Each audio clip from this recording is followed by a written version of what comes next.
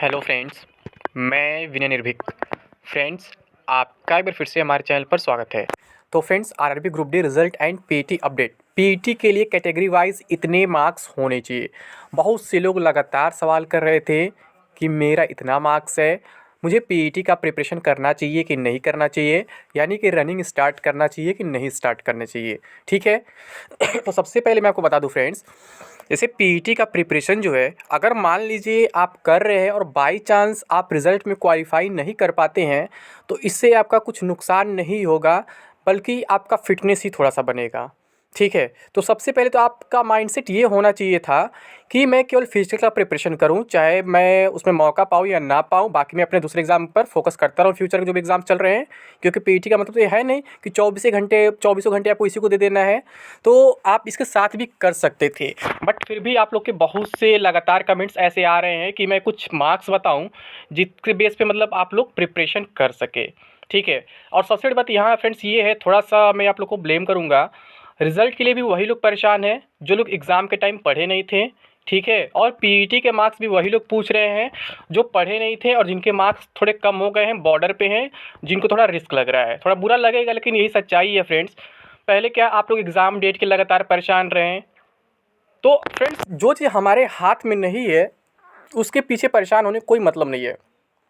Exam date हमारे हाथ में नहीं था तो हम क्यों परेशान हो, हम पढ़ते रहे, कभी एग्ज़ाम हुआ तो एग्ज़ाम देंगे। अब मान लीजिए रिज़ल्ट हमारे हाथ में नहीं है तो हमको पीटी पर फोकस करना चाहिए ना। कम से कम 1 जून का हमें नोटिस मिल गया है कि एक्सपेक्टेड है, हो सकता है वो कंफर्म नहीं है अभी।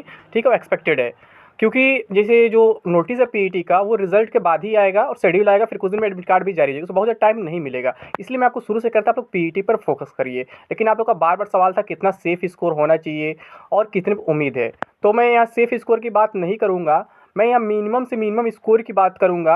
यानी कि इतने वालों को पीईटी हर हाल में स्टार्ट कर ही देना चाहिए। ठीक है। तो अगर हम यूआर कैटेगरी की बात करें फ्रेंड्स, आप किसी भी जोन से बिलोंग करते हो, ठीक है, अगर आपका यूआर कैटेगरी है और आपके 50 मार्क्स या इससे ऊपर बन रहे हैं, तो आपको हर हाल में अपना रनिंग स्टार्ट कर देना चाहिए। अदरवाइज़ मैं कह रहा हूँ, बाई चांस आप पीटी तक पहुँच गए, पास हो गए और आप रिज़ल्ट के इंतज़ार में बैठे थे कि रिज़ल्ट आएगा तब मैं तैयारी करूँगा, और चलो आप पास हो गए और पीटी में जाकर के फेल हो गए, आपकी रनिंग की प्रैक्टिस हो ही नहीं पाई, तो आप सोचो आपको कितना बड़ा दुख होगा। 3 साल इंतज़ार किए, एग्ज़ाम दिए, अब उसके बाद पीईटी के रिज़ल्ट का इंतज़ार कर रहे थे, रिज़ल्ट आया और क्वालिफ़ाई भी कर गए और उम्मीद कर नहीं रहे थे, और फिर तैयारी नहीं की थी फिजिकल का, फिर बाहर हो गए, तो उसमें किसकी गलती होगी? रेलवे की नहीं, आपकी गलती होगी। आपके अगल बगल वाले भी कहेंगे दौड़ एक नहीं निकाल पाए, वो भी रेलवे का।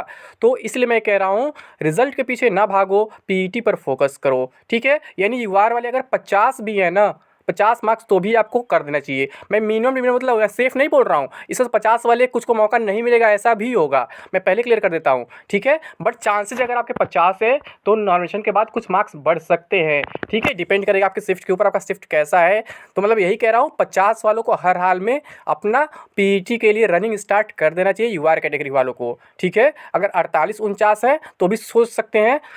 ठीक है। या फिर मैं कह सकता हूँ कि इग्नोर भी कर सकते हैं, क्योंकि 48-49 थोड़ा कम चांस रहेगा। वो डिपेंड करेगा कि आपका मतलब कि जोन कौन सा है, यानी कि वहाँ पे कंपटीशन कितना है और आपका शिफ्ट का लेवल कैसा था। तो 48-49 वालों को भी मौका मिल सकता है, ऐसी उम्मीद बन सकती है। लेकिन मैं 50 तो मिनिमम कहूँगा कि 50 वाले तो जरूर पीईटी के लिए लग जाओ भाई। और ये मैं जब एग्जाम होता तभी मैं बोला था आपसे। ठीक है। आप मेरे पुराने वीडियोस उठाकर देख लो, कट ऑफ वाले वीडियो, सेफ स्कोर वीडियो, सब कुछ देख लो, मैं सब में बताया था। मैं कट ऑफ क्या बोला था, 55-70 के रेंज में लगभग रहने वाला है। ठीक है। हर एक जोन का, एक आध जोन का 70 क्रॉस कर सकता है और कुछ जोन का जो है हो सकता 55 से भी कम हो जाए। ठीक है। मैं यूआर की बात कर रहा हूँ यहाँ पे केवल। इसलिए मैं कह रहा हूँ फ्रेंड्स, आप लोग अभी भी मौका है, तैयारी में लग जाओ, पीईटी में लग जाओ। इस पीईटी में बहुत ज़्यादा आपको टाइम नहीं देना, मात्र 20 दिन में कह रहा हूँ, 20 दिन में आपका पीईटी आसानी से क्लियर हो जाएगा। नहीं विश्वास है, मेरे पीईटी वाले टिप्स देख लो, वीडियोस देख लो। मैं भी आज भी ग्राउंड जाने वाला हूँ, अभी आधे घंटे में ग्राउंड पहुँच जाऊँगा। कोशिश करूँ कुछ वीडियोस वहाँ से आपको प्रोवाइड कराऊँ, ताकि आपको समझ में आ सके कि पीईटी से पहले एक्सरसाइज कौन से करने होते हैं। ठीक है। वार्म अप्स कैसे किया जाता है, फिर रनिंग कैसे करते हैं। ठीक है। और रनिंग के बाद कौन से एक्सरसाइज होते हैं, कैसे कूल डाउन होते हैं, क्या करना होता है, स्प्रिंट कैसे लगाते हैं, कब लगाते हैं, वॉकिंग कैसे करते हैं, सब कुछ बताने का प्रयास करूँगा। तो फ्रेंड्स, आप लोग मतलब कि पीईटी के बिल्कुल तैयार हो, जो मैं बार बार कह रहा हूँ। ठीक है।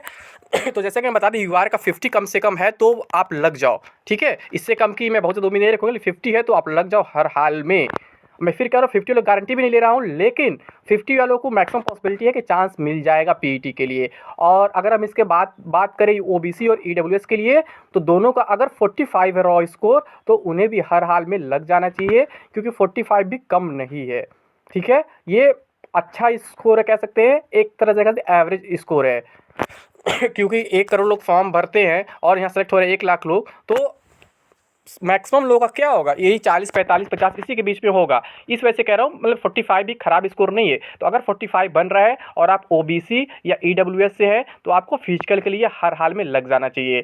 ठीक है, अब यहीं अगर हम एससी की बात करें, तो एससी के लिए 40 भी बिल्कुल नॉर्मल है। जितना ओबीसी के लिए मतलब 45 जैसे, वैसे एससी के लिए 40। ठीक है, तो इतने पे मतलब आपको अपनी तैयारी हर हाल में स्टार्ट कर देनी चाहिए। अगर इसके बाद भी आप रिजल्ट का इंतजार करेंगे, तो फिर आपसे बड़ा मूर्ख कोई नहीं होगा। अभी मैं देख रहा हूँ कुछ लोग ट्विटर कैंपेन में अपना टाइम वेस्ट कर रहे हैं, और ये कोई फर्स्ट ट्विटर कैंपेन नहीं है फ्रेंड्स। पिछले 4 साल से पता नहीं कितने बार ट्विटर कैंपेन हुए होंगे, 100-200 से भी अधिक हुए होंगे, लेकिन कभी किसी की ट्विटर कैंपेन कोई रिजल्ट नहीं मिला है। इसीलिए मैं कभी किसी ट्विटर कैंपेन में पार्टिसिपेट नहीं किया, और ना ही कभी आप लोग को पार्टिसिपेट करने के लिए कहा है। जब रेलवे ने खुद नोटिफाई कर चुका है कि वो दिसंबर में रिजल्ट देगा, तो फिर आप लोग को परेशान होने की क्या ज़रूरत है। रेलवे तो आदमी रिजल्ट दे देगा, आप फंस जाएंगे। और वो 1 जून का नोटिस दे भी दिया है फिजिकल के लिए, 2 जून का, तो फिर वहाँ पे आप फंस जाओगे। वहाँ रेलवे की गलती नहीं है कि अगर 10 दिन में पीईटी करा देता है, वहाँ आपकी गलती निकलेगी, क्योंकि रेलवे तो पहले ही कह चुका है ना दिसंबर में रिजल्ट देंगे। दिसंबर में कोई डेट नहीं दिया है। अगर रेलवे चाहे तो 31 दिसंबर को भी रिजल्ट दे सकता है, क्योंकि रेलवे ने कहा है वो दिसंबर में रिजल्ट देगा। ठीक है, तो यहाँ पे आपकी गलती निकलेगी, रेलवे की गलती नहीं निकलेगी। हाँ, ये है कम से कम 10 दिन तो मिलेगा ही मिलेगा, मिनिमम 10 दिन मिलेगा। वैसे मैं नॉर्मली बात करूँ 20 से 25 दिन मिलता है। ठीक है, तो मैं बताया था कि रिजल्ट का जो लगभग उम्मीद है आपका 17 तारीख तक हर हाल में आ जाना चाहिए। आज 13 है, 14, 15, 16, 17, 3-4 दिन वेट कर लो, आ जाएगा। ये ट्विटर कैंपेन वाला क्या है ना, जो खलियर बैठे रहते हैं, कुछ यूट्यूबर्स खलियर रहते हैं, तो वो टाइम पास करते हैं। क्या उससे क्या होता है ना, उनके ट्विटर पे भी फॉलोअर्स बढ़ जाते हैं, बाकी उससे आपको कुछ नहीं मिलता है। ट्विटर की बातें जो होती है रेलवे के अधिकारियों तक नहीं पहुंचती है। रेलवे के अधिकारी तक बात पहुंचाने क्या होता है, ज्ञापन होता है, खुद मिल के दिया जाता है, यानी फिजिकली मिला जाता है। ट्विटर पे कहीं से कोई रूल नहीं है कि आप ट्विटर पे क्या कर रहे हैं तो रेलवे की जिम्मेदारी हो। ठीक है, आप कुछ भी कर ट्विटर पे, रेलवे को कोई जिम्मेदारी नहीं बनती है। आप चाहे अश्विनी वैष्णव को मतलब मेंशन करो या किसी और को मेंशन करो, कोई फर्क नहीं पड़ेगा। रेलवे कहेगा आप हमसे मिलने नहीं आए थे। ठीक है, तो मैं यही कारण है कि मैं कभी भी ट्विटर कैंपेन में पार्टिसिपेट नहीं करता हूँ, ना ही कभी किसी को कहता हूँ पार्टिसिपेट करने के लिए। अब कुछ लोगों को बुरा लगेगा, लगता है, लेकिन यही सच्चाई है फ्रेंड्स। ट्विटर कैंपेन से आज तक कभी कुछ हुआ है ना कभी कुछ होगा, ओनली रेलवे केस में। अदर जगह कुछ काम चलता है ट्विटर से, बट रेलवे में बिल्कुल नहीं चलता है। ठीक है, तो मैंने एससी का भी बता दिया कितना 40 मार्क्स होना चाहिए। और इसी की तरह एसटी का अगर हम बात करें तो 35 वालों को जो है पीईटी के लिए प्रिपरेशन स्टार्ट कर देना चाहिए। अब बाकी जो एक्सर्साइज वगैरह इससे थोड़ा नीचे हो जाएंगे। और ठीक है, तो 35 यानी कि आपको है, मतलब आपका स्कोर है रॉ स्कोर, तो आपको प्रिपरेशन स्टार्ट करना चाहिए।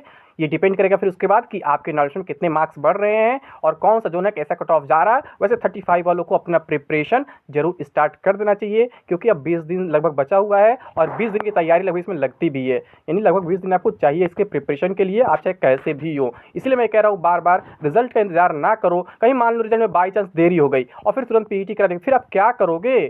थोड़ा सा कॉमन सेंस यूज़ करो। इसलिए मैं कह रहा हूँ फ्रेंड्स, प्लीज़ फिजिकल की तैयारी में लग जाओ। ऐसे मौके बार बार नहीं आते हैं।